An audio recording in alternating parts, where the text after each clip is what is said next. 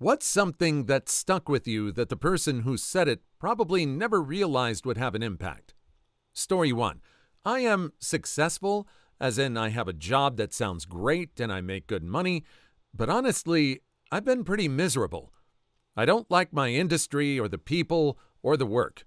Every time I fly back home to visit, I'm the successful guy visiting his old hometown, which is awkward in many ways. If you ever wanted to know who your real friends are, move far away, in my case to another country, and it's really illuminating who keeps in touch, who makes a point to see you when you're in town, and who doesn't.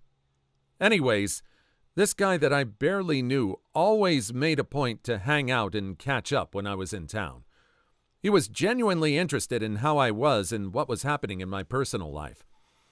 I barely knew the dude, but he always took interest in the important pieces.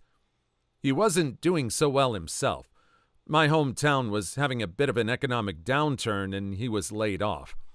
He told me the story of how HR and security laid him off and wanted to walk him out, and he refused, saying he wouldn't make a scene, but he wanted to say goodbye to his coworkers, hold his head high, and leave with dignity. He was then unemployed for a long period, but he had a smile on his face and said, "No worries, dude.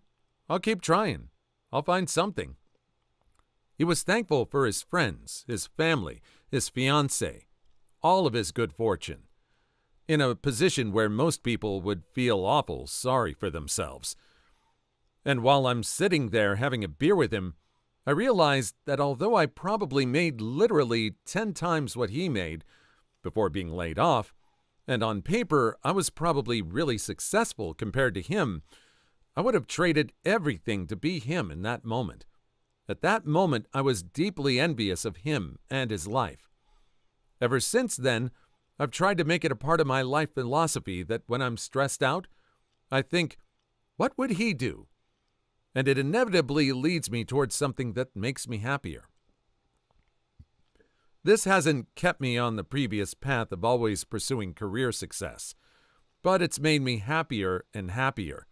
Not only that, it's made me a nicer and more tolerant person. I still honestly barely know the guy, but I think about him as a role model at least once a week.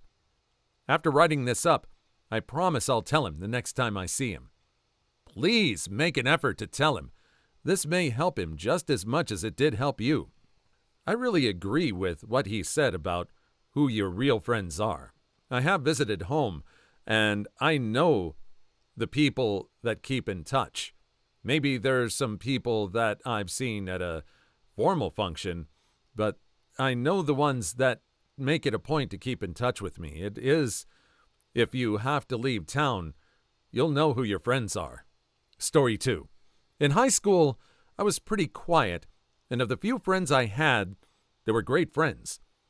While my senior year, I'm not in the same lunch period as any of my friends, so most of the time I'm sitting alone, slowly watching the empty chairs at my table be dragged away to another table that needed them.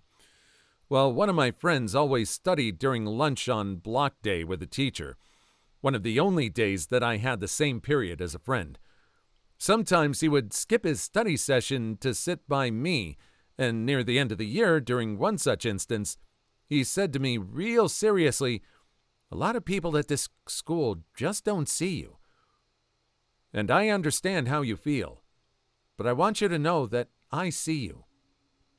And that has stuck with me since, and I can't get out of my head how nice that was of him, but also how it put everything in perspective to me.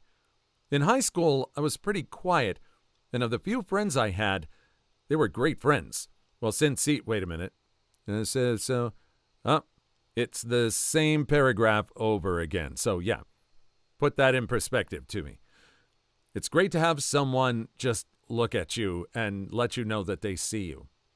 There are times where the stuff that I work on my own, it just feels like I'm doing it for me, even though I'm trying to reach out to an audience. It's great to have those people that really reach out and say, I see what you're doing. It's not the typical thing, but I like what you're doing. Maybe if they don't like what you're doing, but it seems to make you happy. Story 3. I have two sisters. One that I consider to be my soul twin, the smartest woman I know. The other one, whom I love just as much, is different. We just don't see eye to eye on a lot of things, and we're very different people, so we don't connect on a deeper level. This isn't a snag on her. I do love her. She just drives me bonkers a great deal of the time. When my divorce was finalized, I was crushed. Even with a year of separation that had been relatively calm, I still felt war-torn. During the separation, I had moved in with my more detached sister, who had also gotten divorced the previous year. She wasn't someone I would confide in very often about my feelings on my marriage, because she was still very raw from her own. On this day, though, I couldn't hold it in, and I couldn't hide it. When I got home from work, she sat with me in my room on my bed and just stayed quiet, not like her, until I blurted out everything I was feeling through sobs that racked my entire body. I honestly don't even know how she could understand anything I was saying, but she just held my hand and continued to stay silent. When I was all done, I looked at her and said, "What am I supposed to do now?" She squeezed my hand and said, "You can't finish your book if you keep rereading this chapter." It is to this day one of the most meaningful things anyone has ever said to me. That is an amazing addition to that analogy. We sometimes seem to be stuck on memory lane when we are going through life. And I just believe that even though some things go up and down, some things may come back, but everything mixes at different levels and frequencies. There is no new normal. There's really only the now normal. That's a great way to put it, the way she said it, though. Story 4. Finally, I hear Lewis, someone I had already associated myself with, say my name. He said it confidently, proudly, and with the utmost sincerity. It was just a simple, "Oh, I feel like Andy, for sure." So as you'd expect, my ears are perked up, and I'm just praying that the coin lands on heads so I can hear what the question was. But that's when the paranoia set in. What if it's a bad question? What if I don't want to know what the question was? But it's too late. It's flipped, and after what felt like a lifetime in suspension, it lands on heads, and Lewis repeats the question out loud. "Who here do you think will be the happiest and most successful?" It sounds stupid, but it was honestly something I really needed to hear at the time, as I was dealing with a lot of insecurities and just general emotional fatigue. Since then, though, I've always used it as a motivator and told myself, do it for Lewis and do it for yourself. To this day, any amount of success I've gotten, I've credited to that moment because it really did help give me confidence. I've won a few awards for my writing, and it's opened up so many great doors for me and my future, and it's all thanks to Lewis and that stupid game, and I don't think he or anyone there has any idea how much it meant to me. That sounds like a game that's more trouble than it's worth. Story 5. I have problems with social anxiety, and for a very long time it was really hard for me to do things like go shopping, talk to waiters, or even ask other people for help. While I was growing up, my dad never understood why I avoided those things and had so much trouble with them. One day, he and I got a little drunk at his house while playing pool, and I was apparently far less tight-lipped than usual, and I told him everything about how it made me feel, what caused it, how I hated that it controlled so much of my life and stopped me from doing so much that I wanted to do. One day, he offers to take me on the road with him as a passenger while he's doing his truck driving job. It's a 5-day trip from Ohio to Houston and back. As we're driving, he tells me, "Son, I'm not going to be around forever, but I'll help you how I can. The easiest place to start is to walk into every place like you own it. If you can fake it, you can make it. That's all I do." I never considered that my dad, who had been a practical mountain in my eyes, had even the slightest insecurities. When he told me that, I was awestruck. Since then, I've been getting a little better over time, and when it's really bad, I just remind myself what he said. Your dad sounds like a great guy. Story 6. I recently told my dad this story and he laughed hard, saying something like, "I could have saved your mother and I would have a heck of a lot of trouble if I had just followed the rules." When I was a kid, I once told my dad that he couldn't U-turn because of the double yellow lines in the road. He did it anyway, and he said something along the lines of, "Son, someday you'll learn they're just lines of paint." He was just talking about the road, but that quote shifted my perspective on a lot of things like ethics and gray areas. He showed me that good people can still question the rules, and breaking a law doesn't necessarily make you a bad person. It opened a whole new way of thinking about authority and compliance. Obviously, my 8-year-old brain wasn't figuring this stuff out in such eloquent internal monologue, but I was thinking critically.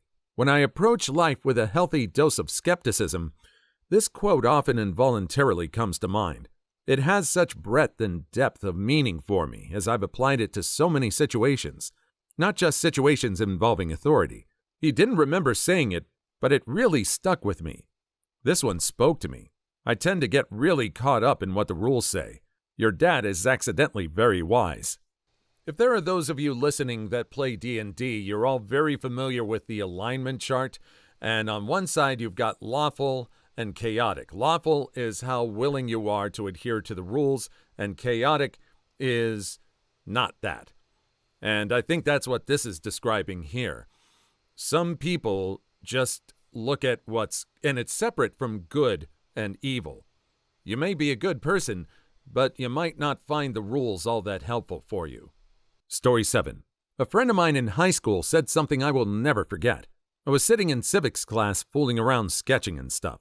I always have random ideas about stuff and write and draw random stuff. Never very good stuff in terms of art, though. Anyway, I had an idea about a heart monitor people could wear while sleeping, and it would go off if someone had a problem. She asked what I was doing, and I showed/explained it. She then said, "You're going to change the world one day." I wish I'd managed that, but I like to think I still have time to help change the world. She perished in her sleep of a diagnosed brain aneurysm about 6 years after high school. Still makes me really sad thinking about it to this day. She was a really happy, friendly, amazing person. We weren't close after high school, but her passing definitely affected me. Really sucked to see the world lose such an awesome person. Story 8. Normally, these questions don't matter much to me, but this one does because a simple question flipped my life. Set the stage. I'm your average, above average kid. I was smart, well-educated, and kind of a tool middle schooler. I was pretty much a stock character. I wanted to become a lawyer because I was good at arguing and writing. It makes me cringe just considering it. Then a girl who I was head over heels crushing on and had been for years asked me, "Why don't you just try being nice to people?" She wasn't being mean, she was just genuinely curious. I realized I didn't have an answer. So I set about over the next 13 years trying to make myself the kind of fellow that girl who I so admired would have liked. I did disaster relief, worked for nonprofits, and am currently a housing case manager in a homeless shelter. Sometimes I just feel like I'm going through the motions and that I have no idea what it means to be a good person, but man, if I don't try every day to be that who she would have liked instead of who I was.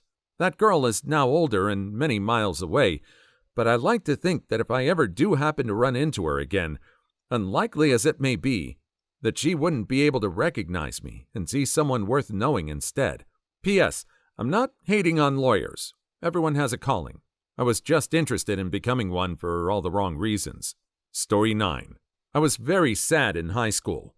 Home life sucked and everything, but I was insistent on being optimistic and bubbly to make people laugh. It took a lot of energy, but I went in every day with that attitude. Most people didn't know I was sad because of this, and I think I made a lot of people have good days. But one day was extra tough for me, like crying between classes. But I was still a joker. Like, visibly, it was taking my all to keep making jokes. My gifted facilitator pulled me into her office, hugged me, and said, "You don't have to always make jokes. You don't owe anyone anything. It's okay to take a day off and be sad." And I still try to be jokey and optimistic, but I do take days off, and it helps a lot. That's true of anything.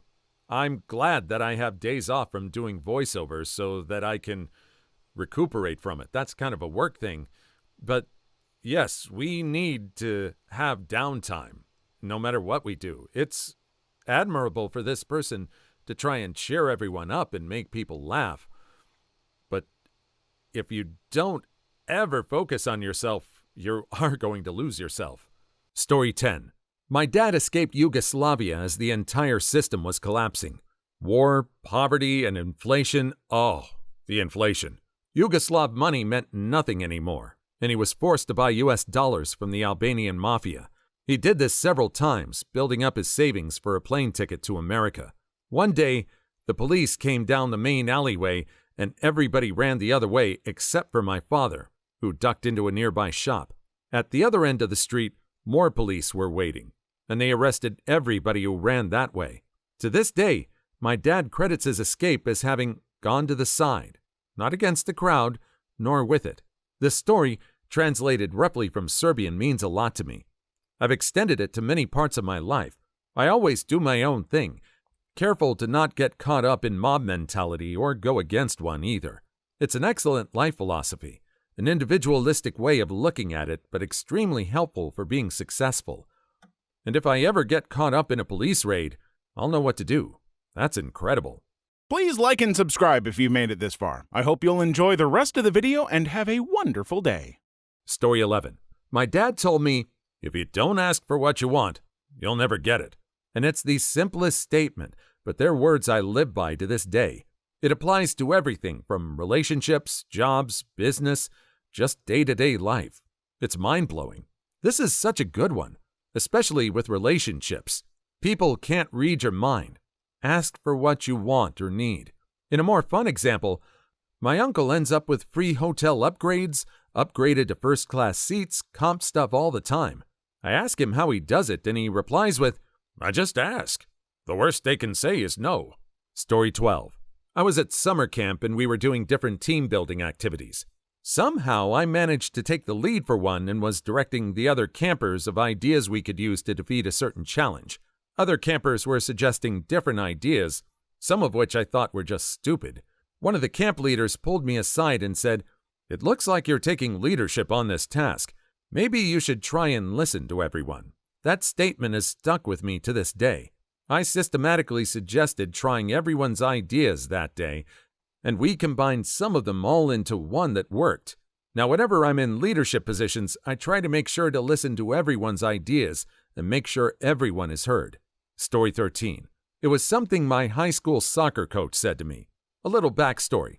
We would play a game on a smaller field with two teams, and a neutral team on the sideline. One of the teams could pass a ball to the neutral team, and the neutral player would pass it back to someone on that team. Well, I was on the neutral team, and a ball fell to me, but I couldn't tell which team touched it last. Both teams protested it was their ball.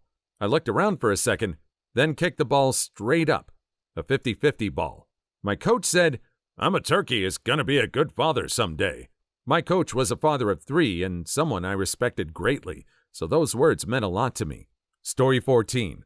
My older brother told me once after our dog passed away that no matter how sad passing away is, the world will keep spinning.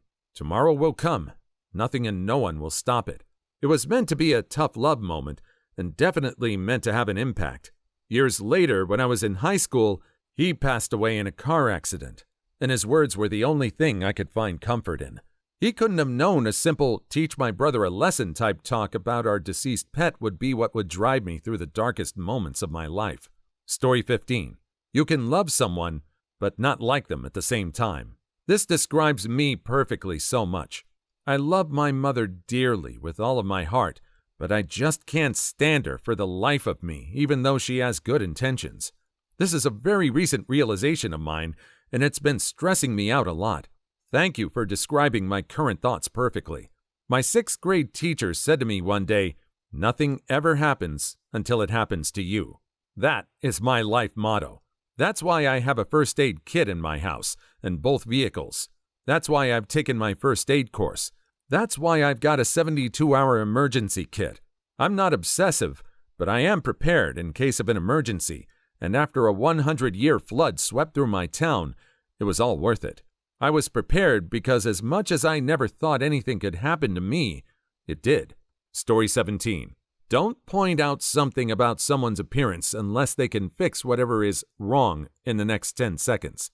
For example, you look sick, tired, sunburnt, aren't okay. That person can't do anything about that immediately, but your pocket is sticking out, or you have ink on your lip, etc. are fine because that person can fix whatever it is that's wrong, and they feel like you're trying to help them as opposed to just making a comment. Story 18. Old First Sergeant casually tries to cheer me up with, "Al, they can only chew your butt out for so long before they've got a mouthful of your tool. Thanks, Top.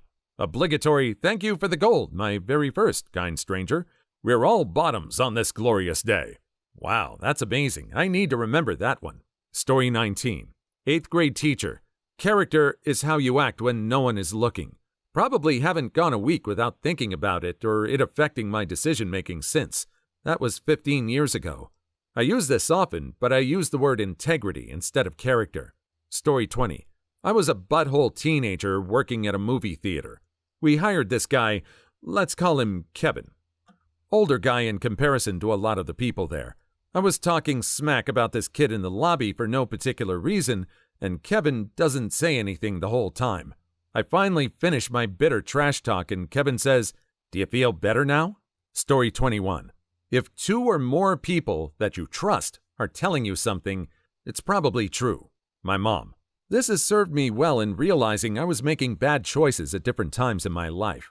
I might not listen to one person, but I surely think about it more if several are trying to tell me the same thing. Story 22. A cop once told me, "Don't be a polite victim." In other words, if you think a situation is hinky, don't worry about insulting someone. Get out, get away, get loud, do whatever you need to do to disrupt a potential assault. If you feel you're in danger, don't let social niceties prevent you from being safe. Story 23. My dad passed away on my first day of sophomore year. After that, my brand new science teacher became sort of my father figure. On my last day of high school and his retirement day, he pulled me aside and hugged me and just said he'd be so proud. 4 simple words.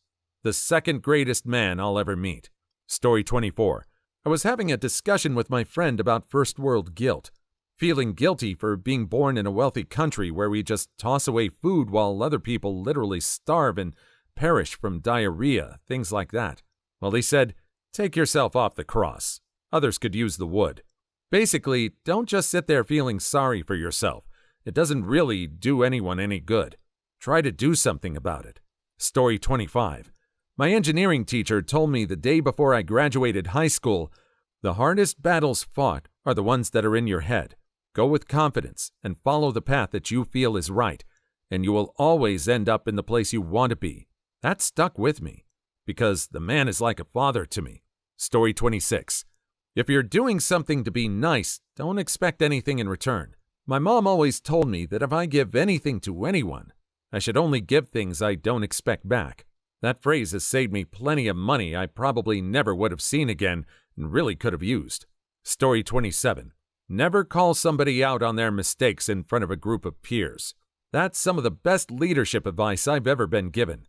People will have more respect for you if you reserve your constructive criticism to one-on-one conversation. Criticize in private, but praise in public. Story 28. I like to make people laugh. One time a friend's father told me, "You're not going to be a comedian, are you?" And it hit. One classmate who also told me, "You're not funny. You're just mean." I thank her for it because it was then that I realized I was a big jerk that thought he was a fun guy. Story 29. I was once having a pointless, bratty argument with my mother and said something dramatic along the lines of, "I don't care if you stop loving me." And with the most sincere tone, she looks me in the eyes and says, "Honey, I will never stop loving you." Instantly broke. Story 30. When my football coach told me, "Sit down, man. I know you've already given me everything in the tank and then some." It stuck with me as one of the few times I felt like I was actually appreciated. Story 31. When I was 14, I met an older girl who told me I was beautiful. I said I wasn't, and she replied, "Why do pretty girls always think they're ugly? I think we're both quite beautiful." It completely changed my view because I had never met somebody who was unapologetically confident before. It just felt like I was expected to think I was ugly because everybody else felt that way. Story 32. You have to be a friend to have a friend. My mom told me this when I was a kid and it really stuck with me. Someone has to be the first one to reach out. It makes you a little vulnerable, but it usually pays off. Story 33. An ex told me you can love someone, but not be right for them. That junk hit me hard, and I still remember that moment perfectly to this day. I met the love of my life. She didn't. Story 34. My old boss grabbed me by my shoulders from behind while I was walking, and he said to me, "No, relax like this. Shoulders back. Walk like you own the place." And I've done it ever since. Story 35. You only have to be brave for a second. The rest will take care of itself. Oh, that's a great one. I've never heard that, but it's very, very multifaceted. Story 36. From my favorite cousin about my brutal honesty. You can be honest without being brutal. That's when I began to develop empathy. Story 37. One of my favorites is, an entire ocean of water can't sink a ship unless it gets inside the ship. Never let the negativity surrounding you get into your head. Story 38. An amateur practices until they get it right. A professional practices until they can't get it wrong. Please leave your story in the comments. I would love to make a video on them in the future. Also, don't forget to like and subscribe.